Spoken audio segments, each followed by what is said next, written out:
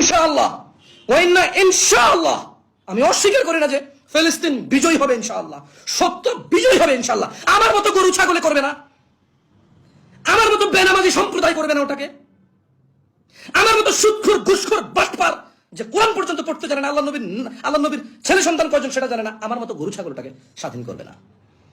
ইনশাআল্লাহ ফিলিস্তিন জিতবে ইনশাআল্লাহ।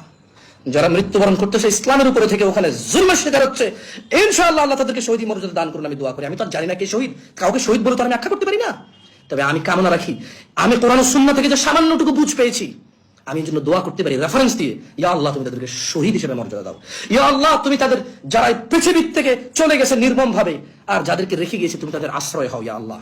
আমি জানি ফিলিস্তিন ইনশাআল্লাহ বিজয় হবে, তবে গরু ছাগলরা বিজয় করবে না, গরু ছাগলরা বিজয় করবে না, বেনামাজি সম্প্রদায় বিজয় করবে না, কোরআন তেলাওয়াত করতে জানে না এমন সম্প্রদায়টাকে বিজয় করবে না, যে মা বাপ তার ছেলে সন্তানকে কোরআন শিখায় না এমন বাপেরা যায় বিজয় করবে না, যে সন্তানরা সব বুঝে শুধু ইসলাম বোঝে না এমন সন্তানরা যায় বিজয় করবে না।